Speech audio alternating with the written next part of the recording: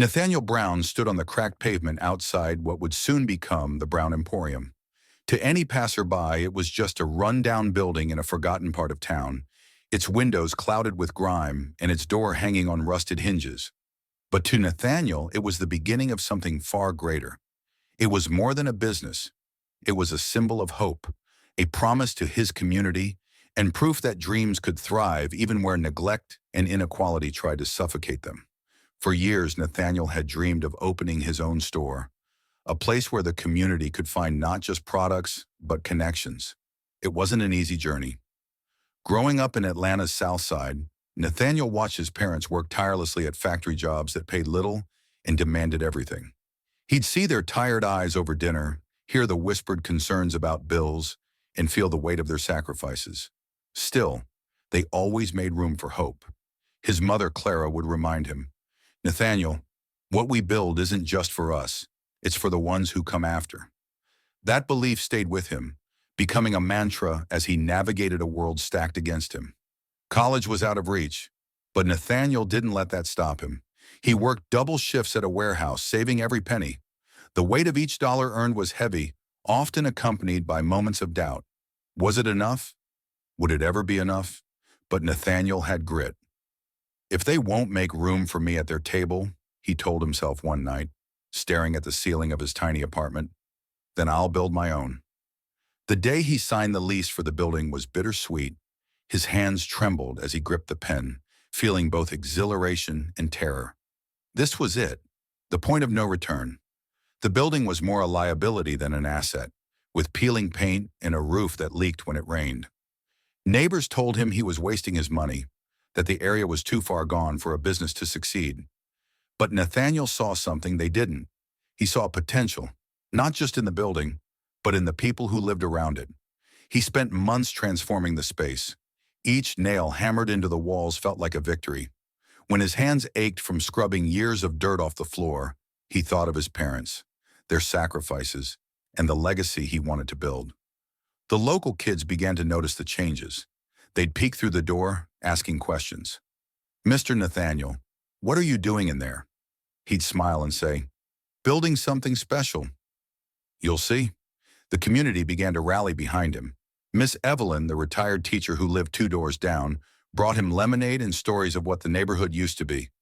"We used to have a grocery store here," she'd say, "but it closed when the area started going downhill. People need places like this, Nathaniel. Don't give up." Her words stayed with him on the hard days when it felt like the obstacles were too many to overcome. When the Brown Emporium finally opened, it was more than a store. It was a gathering place.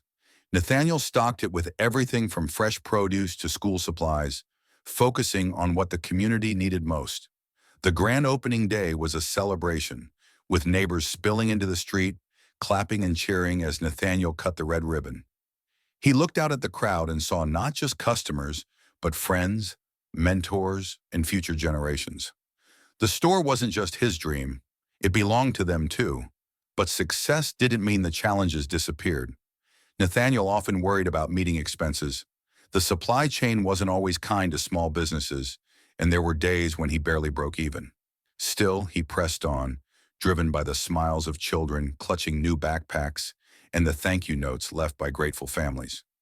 What made the Brown Emporium special wasn't just the shelves of goods, it was the spirit behind it. Nathaniel knew what it felt like to be overlooked, to feel like the world had already decided your worth. His store was his way of saying, "You matter. We matter." It was a declaration of resilience, a reminder that even in the face of systemic prejudice and economic disparity, a single person's determination could ripple out and touch countless lives.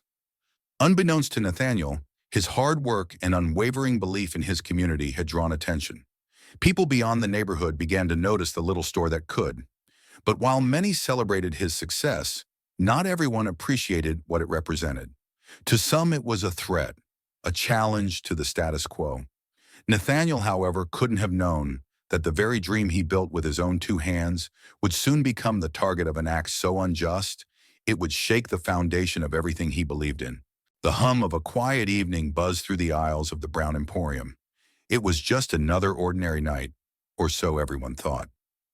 Shelves were stocked neatly with fresh produce, canned goods, and brightly colored school supplies. Miss Evelyn lingered at the counter, chatting with Nathaniel about her grandson's graduation plans. A group of neighborhood kids giggled near the candy section, deciding how to stretch their few coins into the sweetest rewards. The air felt warm, familiar, safe. Nathaniel leaned against the counter, smiling as Miss Evelyn recounted a story about her husband, his mind half on her words and half on the inventory he'd need to order in the morning. Suddenly, the jarring sound of tires screeching to a halt outside shattered the calm. Everyone froze. The kids stopped laughing. Miss Evelyn's voice faltered, and Nathaniel felt a chill run down his spine. Something wasn't right. The door burst open with a deafening clang, and a flood of uniformed officers stormed into the store, shouting commands. "Everybody down! Hands where we can see them!" The scene exploded into chaos. Miss Evelyn dropped her handbag, spilling its contents across the floor as she raised her trembling hands. The children screamed and ducked behind a display of cereal boxes. Nathaniel's heart raced, his mind struggling to process what was happening. This has to be a mistake, he thought, his stomach knotting with fear. He raised his hands slowly, trying to steady his voice. "Officers, what's going on? This is a community store. I own this place." "On the ground," one of the officers barked, his hand hovering dangerously close to his holster. Nathaniel complied, lowering himself to his knees, the cold tile pressing against his skin. Around him, the sounds of frightened sobs and heavy boots echoed, each moment stretching unbearably long. As the officers fanned out, they began tearing through the store. Shelves were overturned, bags of rice split open, spilling their contents like grains of trust scattering across the floor. The kids whimpered behind their hiding spot, clutching each other tightly. Miss Evelyn tried to speak, her voice a fragile whisper. "Please, there's been a mistake. This isn't right." Nathaniel's mind raced. Why? Why are they doing this? His heart pounded so loudly it drowned out the officer's commands. He thought of his parents, their lessons about dignity and perseverance. He thought of the hours he had poured into building this place. Every nail, every coat of paint, every sleepless night, and now in mere minutes it was being torn apart. One officer, a stern-faced man with a clipboard, approached Nathaniel. "We've received reports of illegal activity at this address. Drugs, money laundering. We're here to investigate." "Drugs?" Nathaniel's voice cracked with disbelief. "That's impossible. This is a family store. Look around you. Does this look like a place for illegal activity?" But the officer didn't answer. Instead, he barked orders to his team to search the back room. As they moved through the store, Nathaniel's thoughts became a whirlwind of anger, fear, and helplessness. He glanced at Miss Evelyn, her hands still raised, her lips moving in silent prayer. The kids' frightened eyes peeked out from their hiding spot, wide and brimming with tears. They had come here for candy and laughter, not this. What kind of example are they setting? Nathaniel thought bitterly. These kids will never forget this moment. The backroom door slammed open, and the sound jolted Nathaniel. He clenched his fists, struggling to suppress his frustration. "Don't let them see you lose it," he reminded himself. But his composure was cracking. How could this be happening? How could years of hard work and trust building be reduced to this senseless destruction? When the officers found nothing in the back room, their demeanor didn't soften. Instead, their movements grew more aggressive, as if refusing to find anything only fueled their determination to justify the raid. One officer swept Nathaniel's desk onto the floor, papers scattering everywhere. Among them was a framed photograph of Nathaniel with his parents, their proud smiles frozen in time. The frame shattered as it hit the ground, and something inside Nathaniel shattered with it. Miss Evelyn found her voice, shaky but resolute. "You're not going to find anything because there's nothing to find," she said, her eyes blazing with courage despite her frail figure. "This man has done nothing but give to this community. You should be ashamed." Her words hung in the air, heavy and powerful. For a moment there was silence, broken only by the hum of the store's flickering fluorescent lights. But the officers didn't respond. They continued their search, their actions loud and uncaring, as if Miss Evelyn's plea was nothing more than background noise. After what felt like an eternity, the lead officer called off the search. "We didn't find anything," he admitted begrudgingly, but there was no apology in his tone. The officers began filing out, leaving a trail of destruction in their wake. Shelves were toppled, goods were trampled, and the air was thick with the smell of fear and disbelief. Nathaniel slowly stood, his legs shaky beneath him. He surveyed the damage, his chest tight with a mix of relief and rage. They had found nothing because there was nothing to find, but they had still managed to take so much. His trust in the system, the sense of safety he had worked so hard to create, the innocence of the children who had come to his store, all of it felt violated. As the last officer stepped outside, Nathaniel followed him to the door, his voice calm but firm. "You'll hear from me about this," he said, locking eyes with the officer. It wasn't a threat, it was a promise. Inside, the store was silent except for the soft sobs of the children and the quiet murmurs of Miss Evelyn comforting them. Nathaniel knelt to pick up the broken photo frame, his reflection fractured in the shards of glass. He felt the weight of the moment pressing down on him, but also the flicker of something stronger. Resolve. This wasn't over, not by a long shot. This version deepens the tension and emotional impact while maintaining the tone and simplicity suitable for younger readers, avoiding repetition and academic language. Let me know if you'd like further adjustments. The silence that lingered in the store after the raid felt heavier than the destruction left behind. Nathaniel stood among the wreckage, his hands trembling as he surveyed the ruins of his hard work. Shelves lay toppled, scattered cans rolled across the floor, and the air still carried the faint echo of shouted commands. His chest felt tight, his thoughts a tangled knot of disbelief, anger, and sadness. How could this have happened? And what was he supposed to do now? The children who had been hiding behind the cereal display crept out slowly, their wide eyes filled with fear. Miss Evelyn knelt beside them, whispering soft reassurances, though her own voice trembled. "It's okay, sweethearts. You're safe now." But Nathaniel knew they weren't. None of them were. Not really. He clenched his fist, his jaw tightening as he knelt to pick up the shattered frame of his parents' photo. The glass fragments sparkled under the store's flickering lights, and for a moment, Nathaniel saw his reflection in them, broken, angry, but still standing. He took a deep breath and thought of his mother's words, the ones she'd repeated so often during tough times. "When they knock you down, you don't stay there.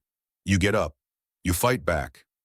That night, after the last customer left and the store's broken pieces were swept into trash bags, Nathaniel sat alone at the counter. He replayed the raid over and over in his mind, every detail etching itself deeper into his memory.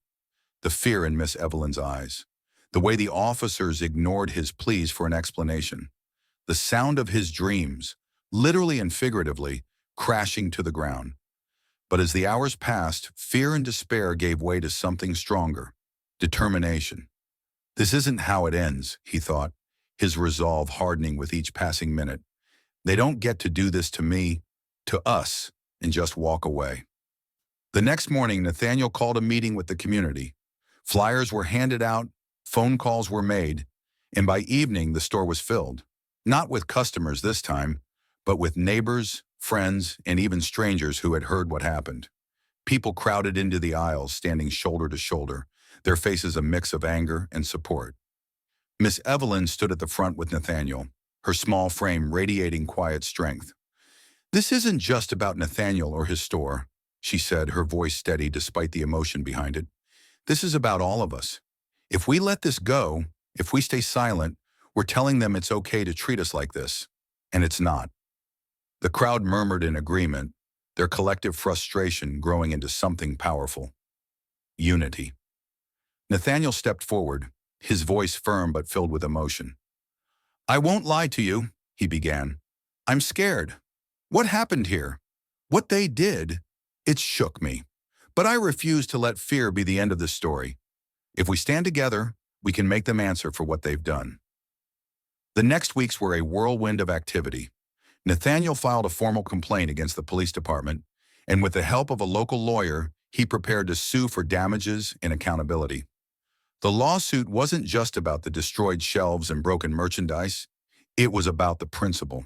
It was about demanding respect and justice for a community that had been overlooked and mistreated for far too long. But the fight wasn't easy. Every step forward seemed to come with a setback. The city initially dismissed their claims, arguing that the raid was justified based on anonymous tips. Some people warned Nathaniel to drop the case, saying it was too risky, that he was going up against a system too powerful to challenge. There were nights when he sat at his kitchen table, his head in his hands, wondering if they were right. Yet every time doubt crept in, the community rallied around him. Miss Evelyn organized fundraisers to help with legal fees, selling homemade pies and cookies out of her front yard. The local kids painted signs that read, "Justice for Nathaniel," and "Our store, our rights," proudly holding them up during peaceful protests outside City Hall. Even customers from other neighborhoods began showing up to shop at the store, offering words of encouragement as they handed over their cash at the register. Nathaniel often found himself moved to tears by the support. One afternoon, a little girl named Jasmine walked up to him with a crumpled $5 bill in her hand. "This is for the lawyer," she said shyly, her eyes wide with determination. "I want to help." Nathaniel knelt to her level, his voice thick with emotion as he replied, "Thank you, Jasmine. You're braver than most adults I know." Through the ups and downs, the community's strength became his own. Every story shared, every protest attended, every small act of kindness reminded him that this fight was bigger than his store. It was about showing the world that their voices mattered, that they deserved to be treated with dignity and respect. Months later, the case finally went to court. The courtroom buzzed with anticipation as Nathaniel Brown's at the plaintiff's table, his hands clasped tightly together. This was it, the day they'd been waiting for.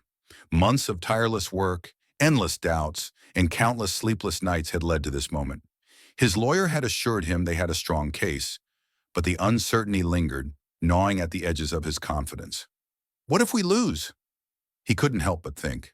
The stakes weren't just about money or damages. It was about proving to his community and to himself that their voices mattered. The judge entered the room, and the buzz quieted instantly. Nathaniel's heart pounded in his chest as everyone rose and sat in unison. He glanced back at the crowded benches, packed with supporters from the neighborhood and beyond. Miss Evelyn sat in the front row, her hands folded in her lap, her steady gaze locked on Nathaniel. Beside her, Jasmine, the little girl who had donated her $5, clutched her mother's hand. Their presence filled Nathaniel with a surge of courage. He wasn't alone in this fight. The opposing counsel made their final arguments, their words sharp and dismissive. They painted Nathaniel as a troublemaker, a man chasing publicity and money. But Nathaniel didn't flinch. He knew the truth, and he knew the community did too. His lawyer, a passionate advocate for justice, rose to deliver their closing statement. "This case isn't just about a raid on a store," she began, her voice calm but resolute. "It's about accountability. It's about ensuring that no one, no matter their race or their zip code, has to live in fear of being treated unfairly by those sworn to protect us." The judge's face remained unreadable as she listened. Nathaniel couldn't tell if her silence was a good sign or a bad one. He tried to focus on his breathing, on the hope that had carried him this far, but doubt crept in, whispering cruel what-ifs in the back of his mind. What if this was all for nothing? What if they don't believe us? After what felt like an eternity, the judge cleared her throat and began to speak. The room fell silent, the air thick with tension. "After reviewing the evidence and hearing both arguments," she said, her voice steady, "this court finds in favor of the plaintiff, Nathaniel Brown." For a moment, Nathaniel couldn't move. The words didn't seem real. The courtroom erupted into cheers and applause, the sound washing over him like a wave. Miss Evelyn clapped her hands together, tears streaming down her cheeks, while Jasmine jumped up and down, her small voice shouting, "We won! We won!" Nathaniel let out a shaky breath, his body flooded with relief and emotion. He turned to his lawyer, who gave him a firm handshake and a proud smile. "You did it," she said. "We did it." The judge continued, ordering the police department to pay damages and issue a public apology. It was a landmark decision, one that sent a clear message. Accountability mattered, and the community's voices couldn't be ignored. For Nathaniel, it was more than just a victory in court. It was a victory for dignity, for resilience, for justice. Outside the courthouse, a crowd had gathered, holding signs that read, "Justice for Nathaniel, in our community, our rights." As Nathaniel stepped onto the steps, the crowd roared with approval. Reporters swarmed forward, their cameras flashing and microphones extended. But Nathaniel's attention wasn't on them. It was on the people who had stood by him, who had believed in him even when he doubted himself. He raised his hand to quiet the crowd, his voice steady as he spoke. "This victory isn't just mine, it's ours," he said, his words carrying over the sea of faces. "It's a reminder that when we stand together, we can make a difference. We can demand better, and we can create a world where justice isn't just a word, but a reality." The cheers grew louder, and Nathaniel felt a swell of pride and gratitude. He thought of his parents, of the sacrifices they'd made to teach him the value of hard work and integrity. He thought of Miss Evelyn, whose quiet strength had kept him grounded, and of Jasmine, whose small act of kindness had reminded him of why this fight mattered. They had all played a part in this moment, and he would carry their support with him forever. In the weeks that followed, the ripple effects of the case spread far beyond the neighborhood. News outlets covered the story, shining a spotlight on the systemic issues that had led to the raid. The police department announced new training programs and policies aimed at preventing similar incidents in the future. It wasn't a perfect solution, but it was a step in the right direction. At the Brown Emporium, business flourished. Customers from all over the city came to support the store, drawn by its story and its resilience. Nathaniel made sure to give back, organizing free workshops for kids, hosting community events, and donating supplies to local schools. The store wasn't just a place to shop, it was a symbol of hope, a reminder that even in the face of injustice, change was possible. One evening, as Nathaniel closed up the store, he noticed a new framed photo hanging on the wall. It was a picture of him with Miss Evelyn, Jasmine, and a group of neighbors, all smiling proudly in front of the store. Underneath, someone had written in neat, bold letters, "Together we rise." Nathaniel stood there for a long moment, a smile spreading across his face. The fight had been hard, and the scars it left would never fully fade. But as he looked at the photo, he knew one thing for certain. The dream he'd built, the dream his parents had inspired, was stronger than ever. And now it belonged to everyone. This story reminds us of the power of unity and the importance of standing up for what's right. What are your thoughts on this incredible journey to justice? Share them in the comments, and don't forget to like, subscribe, and share to spread this message of hope. Stay tuned for our next video, where we'll explore another story of perseverance and courage you won't want to miss.